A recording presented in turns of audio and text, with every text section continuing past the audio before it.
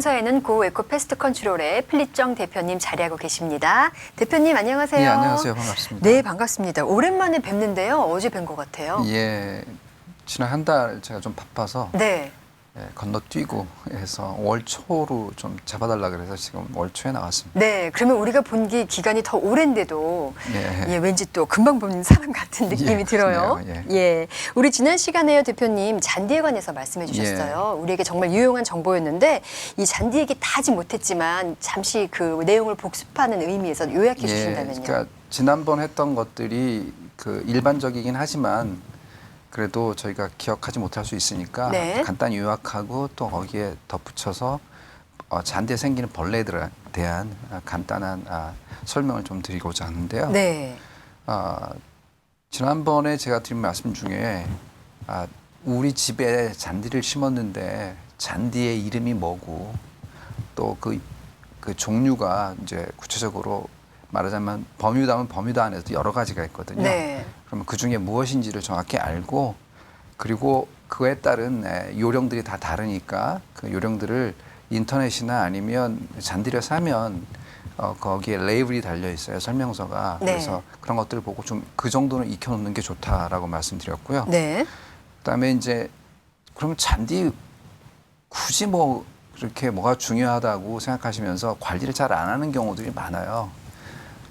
집은 뭐 어디가 새고 또 지붕이 새고 또 마루가 좀 이렇게 삐걱거리면 고치려고 드시지만 네. 잔디에 대해서는 집의 일부라고 생각하지를 않기 때문에 잘 안 하시는데 잔디의 기능을 이해하시면 훨씬 더 많은 정보와 함께 잔디가 이렇게 중요하구나 아실 수 있거든요. 그렇죠, 대표님. 왜냐하면 사실 예. 텍사스에 맨 처음에 왔을 때 집 앞에 네. 있는 너른 잔디가 눈에 띄잖아요.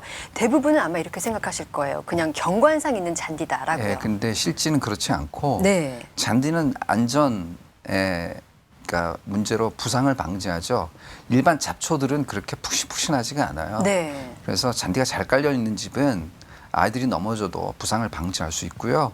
그 다음에 잔디가 촘촘하게 잘 있으면 토사가 유실되지 않고요. 물을 잘 저장했다가 물을 가두어두는 우수 저장 기능이 있기 때문에 훨씬 집이 흙이 쓸려내리지 않고 안전하게 잘 버틸 집안을 수 있고요. 튼튼하게 서포트해주는 역할을 하는 거죠. 그 다음에 가장 중요한 것 중에 하나가 공기 정화입니다. 네. 공기가 아주 맑아집니다. 그러니까 나쁜 그런 주변에서 오는 그런 이제 에어 폴루션에서 오는 것들을 잔디들이 필터링을 해주고요. 네. 그 다음에 열이 한 10도 정도, 그러니까 온도가 10도 정도 낮아져요. 네. 여름에. 그래서 아주 시원하고요. 그 다음에 대기 오염 감소뿐만 아니라 방음 효과가 있습니다. 방음까지요? 예, 잔디가 잘 심겨진 집들을 보면 잔디가 없는 집에 비해서 그러니까 열이 아니라 그 소리가 소리를 흡수해주기 때문에 이렇게 에코 현상 같은 것들이 없죠. 네. 맨 벽에 부딪혀서 여기서 반사되고 여기서 반사돼서 집으로 이렇게 흔들림이 들어오는 것들이 없고요. 그 다음에 생태계가 회복이 되고요. 그렇죠. 그리고 집값이 상승이 많이 되죠. 네. 예, 그래서 대표님께서 지난 시간에 집을 내놓을 계획이 있다면 1년 전서부터 잔디를 관리하라고 잔디가 하셨죠. 한 원래 기능에 이런 기능들이 다 살아날 정도가 되려면 네. 한 1년 정도는 잘 가꾸셔서 집을 파셔야 됩니다. 네. 자, 이렇게 해서 잔디의 기능까지 말씀을 해주셨고요. 그렇다면 이 잔디를 관리하는 데도 요령이 필요할 것 같아요. 첫 번째는 제일 먼저 중요한 건 잡초를 제거해야 돼요. 그렇죠. 약으로 제거하든 손으로 뽑든 어떻게든 제거하시는데요. 그 다음에 비료를 주셔야 됩니다. 네. 근데 잡초가 많은 상태에서 비료를 주면 잡초가 훨씬 더 잘 자라요. 그래서 어떤 분은 제가 비료를 주라 그랬더니 잡초를 제거 안 하시고 비료만 줘갖고 잡초가 온 집안을 다 덮은 집이 있어요. 네. 그래서 저도 그냥 두 손 들고 말았는데요. 잡초 제거, 그다음에 비료. 세 번째는 잡초의 씨가 날라와요. 가을, 심지어 겨울에도 날라오고 네. 계속 날아오기 때문에 늦가을부터 시작해서 봄까지 잡초 발화 방지제가 있어요. 007이라고 기억하기도 좋은데요. 네. 거기에 그것들 사사가 이렇게 정원에다 뿌리시면 괜찮고요. 그다음에 아무리 잡초 제거를 잘해도요. 물을 잘 안 주면 잡초가 잘 살 수가 없고요. 잔디가 살 수 없죠. 잔도가 잘 살 수 없고 그다음에 배수가 아주 중요하다고 말씀드렸습니다. 네, 그래서 그렇습니다. 물이 고여 있거나 또 너무 가문 지역이 있어요. 그런 경우는 잔디를 심을 게 아니라 그 그라운드 커버라는, 그러니까 물이 없거나 물이 너무 많은 지역, 그다음 쉐이드, 한 햇빛이 안 드는 지역에는 키가 낮은, 그래서 덩굴 식물처럼 이렇게 그라운드를 이렇게 잘 덮는 그라운드 커버라는 식물들을 네. 홈디포나 아니면 파머스 마켓 같은 데 가면 팔아요. 싸고요. 그러니까 심어놓으면 알아서 잘 자라요. 물 안 줘도. 네. 또 물이 너무 많아도 알아서 잘 자라고요. 그런 종류 따라서 우리는 너무 물이 많은데, 아니면 우리는 물이 너무 적은데 어떻게 하면 좋냐 물어보면 이거 사다 심어라. 거기서 레코멘드 해줘. 그러면 그냥 심으면 알아서 잘 자라요. 네. 그러면 그런 것들이 오히려 경관도 훨씬 더 아름답게 하고요. 또 잔디가 제 기능을 못하는 지역에서는 그것들 때문에 오히려 잔디 이상의 효과를 다 받으실 수가 있고요. 그렇군요. 이 그라운드 커버라는 네. 것이 생존력이 굉장하네요. 네, 굉장히 좋죠. 네. 네, 그다음에 모래를 또 이렇게 진흙이 너무 많으니까 모래를 좀 섞어서 이제 토지를 회복시켜 달라고 얘기를 했고요. 네. 그다음에 에어레이션이라고 땅에다 구멍을 봄에 많이 뚫어 주셔야 돼요. 그래서 잔디도 숨을 쉬고 땅도 숨을 쉬고 해서 물 저장 능력도 느리고, 그다음에 그 안에 질소 함유량도 높아지고 해서 네. 땅을 회복시키는 기능을 좀 해주셔야 된다고 말씀드렸습니다. 그렇습니다. 이 땅에다 구멍을 뚫어 주실 때요. 그냥 우리가 본인이 네, 직접 할 본인이 수 직접 있는 하셔도 일이죠? 돼요. 한 0.5인치에서 2인치 정도로 네. 뚫어주시면 되는데, 그 에어레이션 그 디바이스 툴을 좀 사고 싶다 그래서 그런 거 툴 파는 가게 가서 말하면 모터가 달리거나 아니면 모터 없이 그냥 약간만 비틀어도, 손으로 남자 네. 힘으로 비틀어도 구멍을 뚫을 수 있는 그런 툴들이 나와 있습니다. 그렇군요. 에어레이션은 그러니까 이 미국에 살려면, 정원을 갖고 살려면 하나의 상식으로 받아들이셔야 됩니다. 네. 사람처럼 자연도 숨을 쉬어야 되고, 마찬가지로 잔디도 땅도 숨을 쉬고 살아야 된다는 거 잊지 않으셔야 되고요. 네. 그다음에 너무나 그 낙엽이 많이 쌓이고 죽은 잔디가 많이 쌓이면 때치라는 층이 형성되는데, 그게 2분의 1 2인치 이상이면 마찬가지로 땅이 숨을 못 쉬고요. 네. 벌레들도 너무 많이 생겨요. 그래서 그런 것들을, 잔디를 깎고 나면 그런 거 걷어가라고 얘기하시고, 적당히 그 때치층이 있어야 되는데 너무 두껍지 않게 해주셔야 된다. 제가 그런 말씀을 지난번에 드렸습니다. 네, 그러셨죠. 지금까지가 지난번 잔디에 예. 대해서 말씀해 주신 내용이고요. 자, 이제 오늘은 또 새롭게 잔디에 생기는 벌레에 대해서 말씀을 해 주실 텐데, 이 잔디에 생기는 벌레들도 따로 있나 보죠? 예, 이제 우리 집에 벌레가 많다, 그리고 벌레 때문에 잔디가 병이 든 것 같다라고 알 수 있는 사전 징후들이 있습니다. 네. 그것들이 첫 번째는 풍뎅이라고 하는 비늘이 굉장히 많아요. 그 까만 것들이 많은데, 까만 거 말고요. 네. 색깔이 있는 비늘이 많은 경우가 있어요. 그러면 그 애벌레도 많다는 얘기거든요. 네. 또 하나는 밤에 이렇게 보시면 나방이 아주 많은 경우가 있어요. 나방이요. 그럼 그 나방 애벌레도 해충이거든요. 그래서 비를 그롭이라고 하고요. 네. 비를 애벌레를, 그다음에 나방의 애벌레, 송충이죠. 그렇죠. 카터필라. 이 두 가지가 결정적으로 정원에 있는 나무들과 또 잔디에 해를 주는 벌레라고 볼 수 있습니다. 사실요, 대표님, 이 비늘이 참 예쁘게 생겼잖아요. 빨간색도 있고 노란색도 있는데 걔들을 보면은 참 예쁘다 했었는데 좋아할 일이 아니에요. 예, 그 보면 거기 그 중에 아주 예쁜 벌레 중에 제페니스 비를 같은 경우는 네. 아주 해로운 해충입니다. 그렇군요. 예, 그래서 땅을 이렇게 이제 정원에 나무를 심거나 네. 또 기경을 하다가 땅을 파보면 C자형으로 생기고, 주둥이는 좀 불구스름한 것에서 검은 색깔이 나는 C자형 하얀 애벌레가 나와요. 네. 그런 게 뭐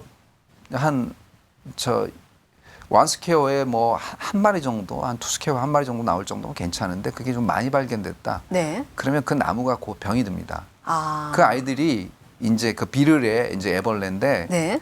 나무의 뿌리에 있는 즙을 먹고 살아요. 네. 그리고 나중에 이렇게 올라가서 그 줄기에 있는 액을 먹고 살거든요. 네. 그러면 수액이 다 나무가 빠져나가는 말라 죽죠. 거군요. 그러면 네. 만약에 우리가 사과나무를 심었는데 사과나무가 말라 죽더라, 걔네 때문에, 그러면 같은 종의 사과나무는 다 죽습니다. 네. 한 종류로. 그래서 정원에 나무를 심으실 때도 한 종류가 아니라 다양하게 블렌딩을 해서 섞어서 심어주는 게 사실은 이런 병충해를 예방할 수 있는 길이고요. 네. 그다음에 요즘 제가 예감한 게 하나 있었는데, 이렇게 겨울철에 눈도 많이 오고 비가 오면 이런 카터필라나 또 이런 다른 벌레들이 많이 생길 텐데 했는데 역시나 작년 재작년에 못 보던 네. 송충이들이 많이 생기더라고요. 아, 그렇군요. 그래서 나방이 많이 번식했구나 알 수 있는데 그러면 이제 나무 이파리 하고 줄기를 다 갉아먹죠. 네. 그러면 우리 어렸을 때 보면 제 집 앞에도 대추나무가 큰 게 하나 있었는데 보면 대추나무 이파리가 그냥 구멍이 다 뚫려 있고요. 대추도 많이 상해 있어요. 네. 이제 송충이가 막 아래 우수수 떨어져 있잖아요. 나무가 병든 거죠. 아, 이 송충이 같은 벌레들은 물을 좋아하나 봐요? 습하면 모든 생물들이 조건이 이제 살 수 있는 조건이 되죠. 네. 가령 사람들도 번성하는 지역, 사람들이 많이 시행하는 지역이 낙동강 유역, 뭐 한강 유역, 여기도 미시시피강 유역 이런 것처럼 물이 많은 쪽으로 그렇군요. 모든 생물들이 형성하는 것처럼 벌레들도 똑같다고 보시면 됩니다. 네, 사실요, 그냥 상식적으로 송충이는 나쁜 해충은 아니다 이렇게 알고 있는데 어떤가요? 송충이 중에 거의 다가 네. 송충이 자체로는 문제가 안 돼요.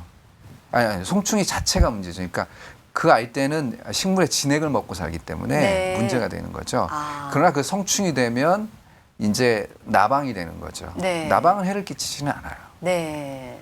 자, 지금 혹시 우리 집에 이렇게 나방 애벌레도 많고 송충이도 있고 비늘도 있다. 그러면 어떤 조치를 취해야 될까요? 그러면 그 발견하는 방법이 있어요. 네. 뭐냐면 잔디를 한번 삽으로 퍼갖고 동그랗게 푸셔서 밑둥을 한번 이렇게 들어보세요. 잔디 밑둥을요? 네, 그러면 그 아래에 하얀 애벌레들이 나오는 경우가 많아요. 네. 근데 어디를 파시냐 무조건 팔 게 아니라 달러 스팟, 그다음에 브라운 패치라 그래서 우리 1달러짜리나 뭐 10달러짜리를 보면 파란 부분, 하얀 부분 이렇게 해서 얼룩덜룩하잖아요. 네. 그게 달러 스팟이라고 해요. 그렇게 형성된 지역 밑둥을 파보시면 그 하얀 애벌레가 나올 수 있거든요. 잔디가 촘촘한 부분 말고요. 예, 파란 부분은 병이 안 든 거죠. 네.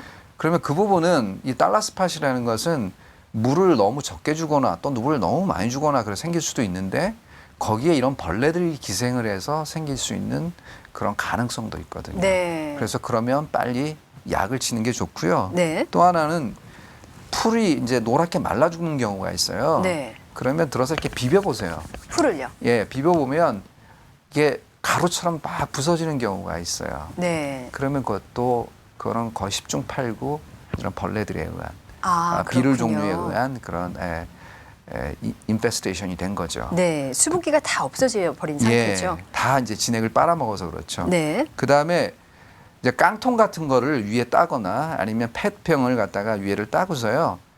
밑에도 이제 따고 해서 그러면 안이 관통돼 있겠죠. 그렇죠. 그냥 원통이 그걸 갖다 되죠. 땅에다가 이렇게 박아버리세요. 네. 잔디 이렇게 병든 쪽에다 박아버리고 거기다 비눗물을 한번 부어보세요. 네. 그러면 거기에 이제 벌레들이 떠올 수가 있어요. 비눗물을 부으면 벌레들이 위로 올라온다고요. 그러면 예. 이게 벌레가 있구나. 그런데요, 이렇게 알수 대표님, 있어요. 어느 정도의 벌레는 살고 있는 게 정상이죠. 그렇죠. 어느 정도까지가 병들었다고 볼 수 그게 있을까요? 이제 병들었다고 하는 건 우리가 판단할 수 있는 건 아니고요. 네. 전문가들이 보셔야 돼요. 그러니까 1에이커당 얼마 또 내지는 1스퀘어피트당 얼마 이렇게 이제 평균치를 내는데 네. 이미 달러 스팟이라든지 제가 말한 대로 얼룩덜룩한 부분이 많다든가 그다음에 브라운 패치라고 그래서 상당히 큰 양동이 만한 네. 그렇게 노랗게 동그랗게 죽어가는 지역들이 있어요. 그 정도 됐으면 이미 너무 물을 안 줬거나 아니면 벌레에 의해 병이 들었거나 그렇게 보기 때문에 그때는 약을 치셔야 되는 거죠. 네. 근데 약은 이제 스스로 칠 수 있는 경우가 많아요. 첫 번째는 홈디포 제가 어제도 일부러 가봤는데요. 어떤 약들이 나왔는지 봤는데 거기 가면 카터필러 킬러라는 게 있고요. 네. 그 다음에 이제 그럽 킬러라는 약들이 있어요. 네. 근데 그거는 이제 그쪽에 스페셜라이즈된 특화된 그런 약들이고 그런 것들을 모두 다 죽일 수 있는 그래뉴얼 타입, 그러니까 모래나 좁쌀만한 알갱이 타입으로 된 그래뉴얼들이 있어요. 네. 그런 것들을 갖다가 직접 사서 뿌리시면 이 두 가지 종류뿐만 아니라 수십 가지의 다른 벌레들까지 죽일 수가 있어요. 잔디에는 해가 안 되고요. 예, 잔디는. 그런데 오해하지 말아야 될 건 뭐냐면 이제 저희가 약 치러 가면 저희가 치는 약이 보통 물약들인데 네. 물약으로는 쳐주세요 그러면 물약으로는 안 잡힙니다.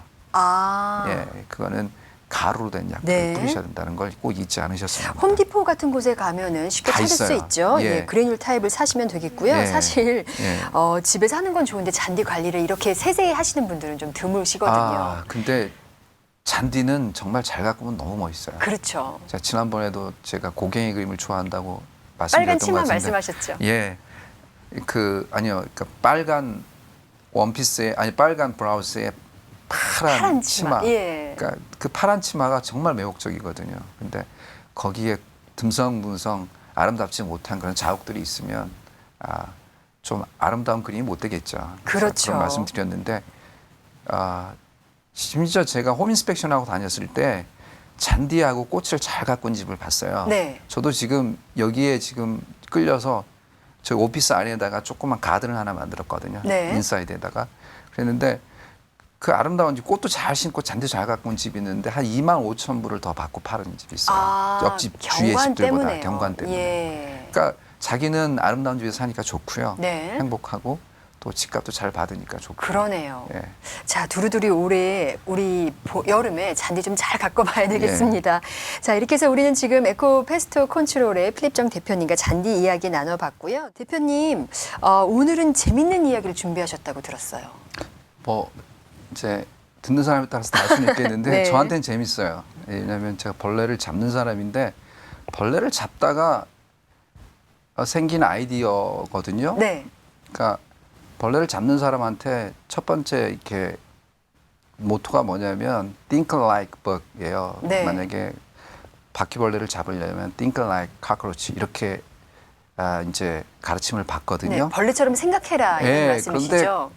그러려면 벌레 입장이 돼봐야 되거든요. 그렇죠. 내가 이제 전쟁하는 것 같아서 벌레 잡는 사람은 공격을 하는 거고 벌레들은 숨는 거거든요. 네. 그리고 또 내 입장에서 그럼 벌레처럼 생각을 해야만 저걸 알고 나를 알아야 된다 그러는데 생각을 해야만 걔네들이 숨는 곳을 찾는데 그렇죠. 그러다 보니까 벌레 입장이 자꾸 생기는 거예요. 네.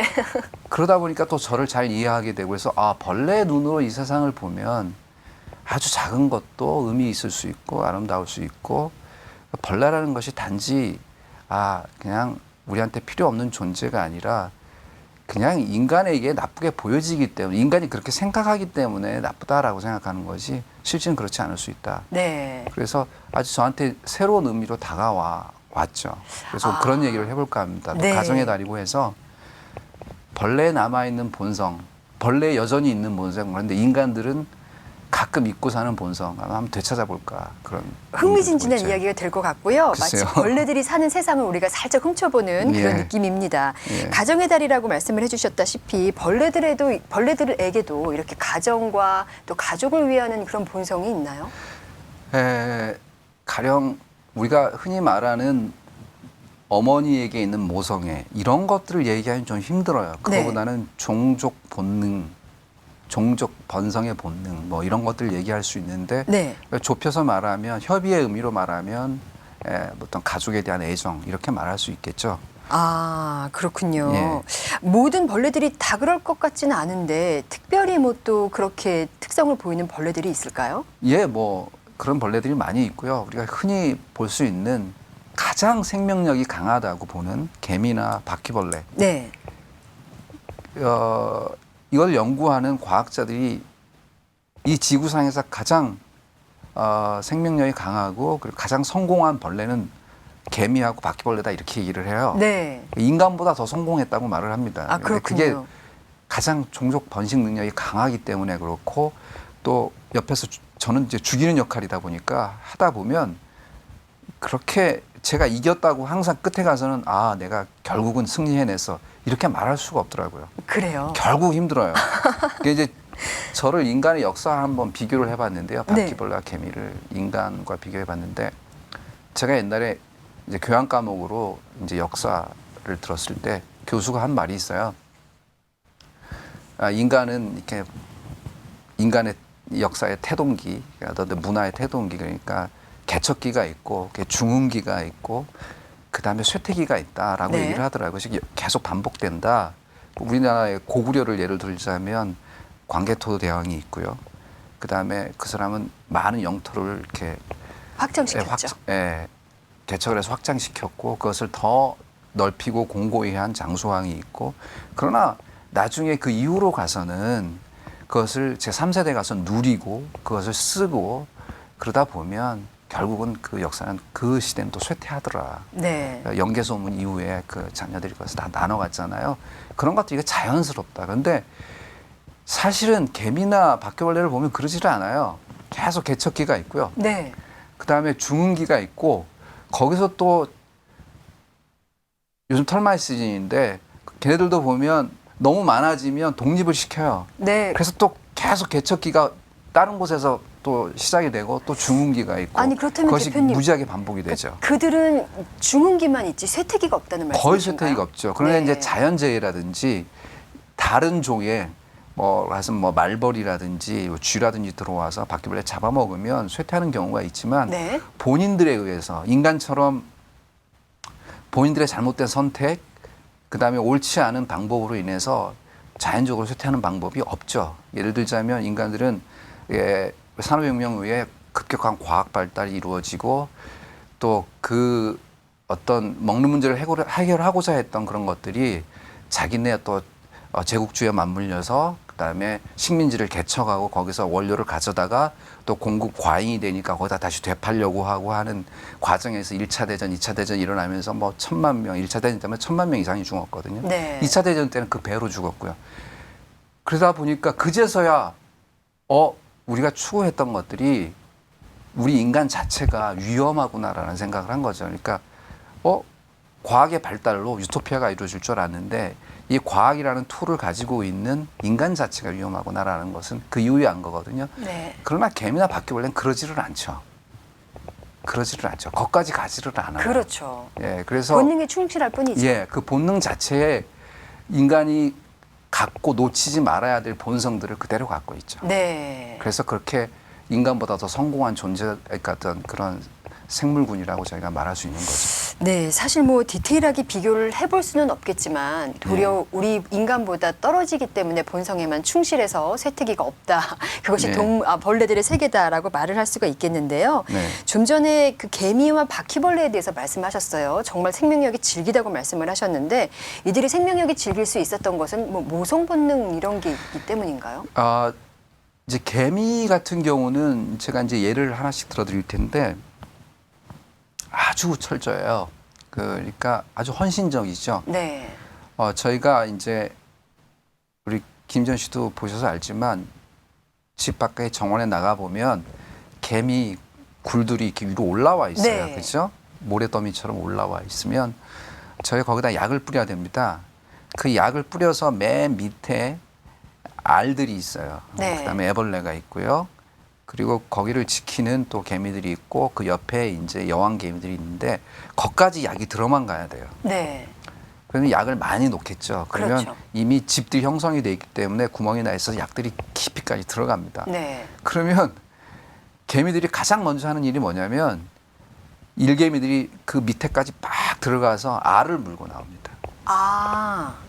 알을 보호하기 위해서. 예, 알 먼저 물고 나와요. 자기 먼저 탈출하는 경우는 없습니다. 네. 그리고 개미들은 약에 쏘였기 때문에 죽습니다. 네. 죽는데 알은 겉에 단백질로 또 기름 성분으로 이렇게 둘러싸여 코팅이 돼 있기 때문에 약으로 잘 안 죽어요. 네.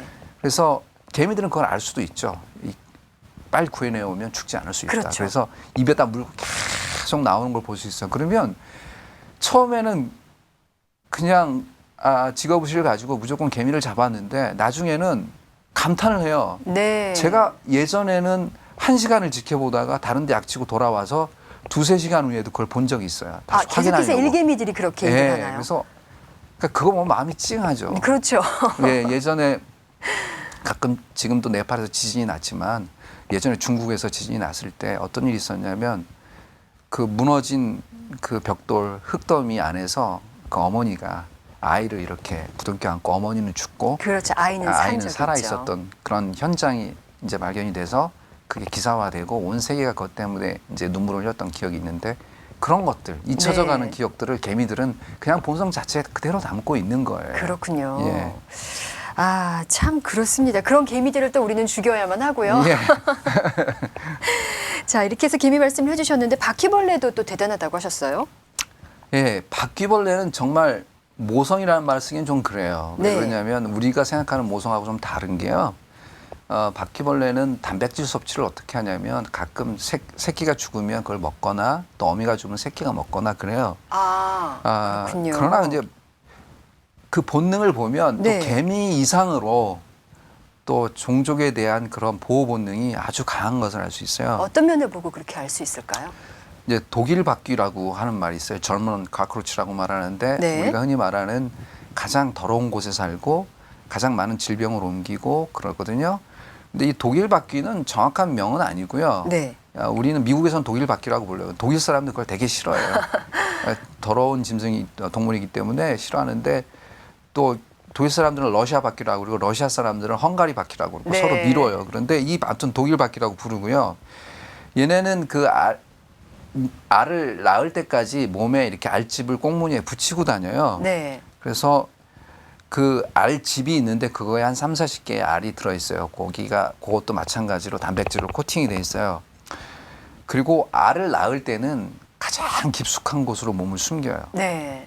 잘 드러나지가 않아요. 네. 그래서 바퀴벌레 잡는 사람들이 가장 힘들어하는 게 지금 말하자면 임신한 바퀴벌레예요. 알을 가지고 있는 바퀴벌레요. 너무너무 힘들어요.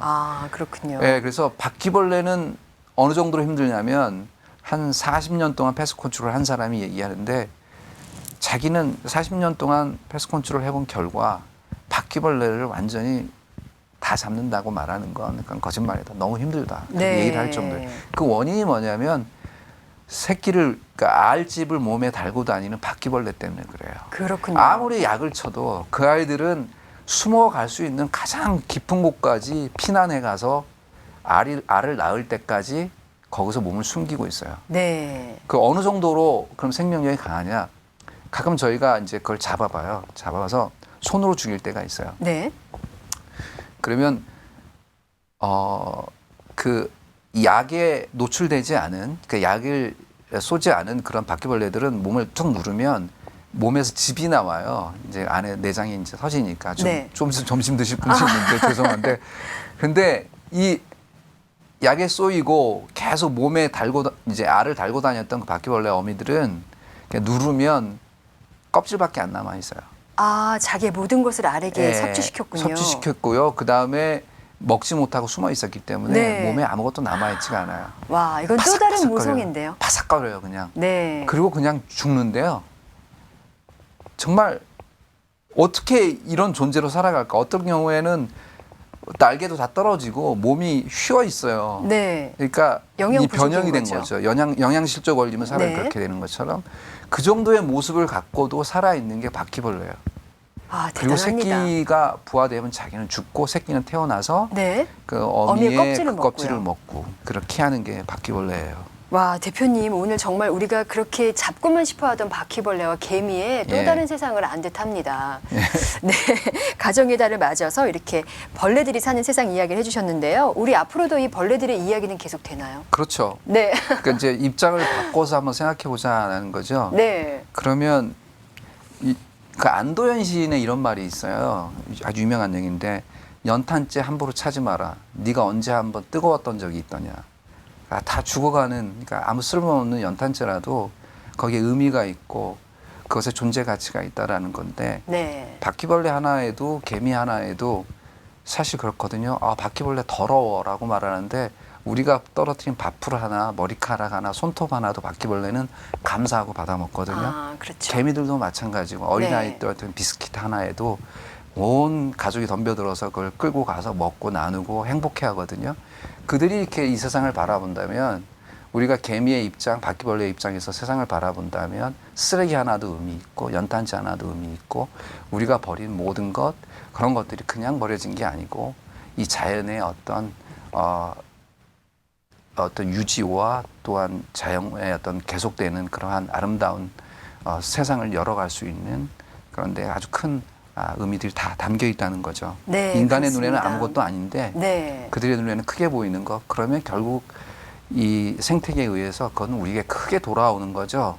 그래서 저는 가장 의미 있는 말 중에 하나가 뭐냐면 인간은 눈에 보이는 것만 보려고 한다는 거죠. 네. 근데 사실 이 세상에는 인간이 주관적으로 바라보고 그거를 보려고 하지 않지만 많이들 그러잖아요.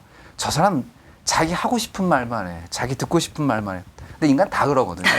그런데 이 세상은 이미 보여지거든요. 들려지고. 그런데 우리가 닫고 사는 건데 우리가 개미의 입장, 바퀴벌레의 입장 이렇게 보면 세상은 너무 아름답거든요. 그렇습니다. 살만한 가치가 있고 그래서 그렇게 해요. 가정의 달에 나는 왜 자식만 키우다가 자식을 위해 마누라를 위해서 돈만 벌다가 이제껏 이렇게 힘들게 살았을까? 나도 나를 위해 살아야 돼.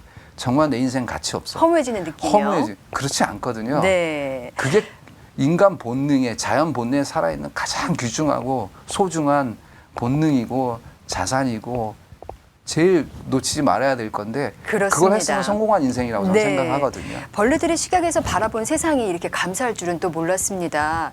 예, 이렇게 또 다음 시간에도 벌레들이 바라보는 입장에서 우리 인간 세계를 봐주실 이 이야기가 참 기대되는데요. 예, 좀 더 재밌는 이야기 찾아서 또 다음에 오도록 하겠습니다. 네, 감사합니다. 잔디에 대한 유용한 정보와 또 흥미진진한 이야기 감사드립니다. 예, 지금까지 고 에코패스트 컨트롤의 필립정 대표님이셨습니다.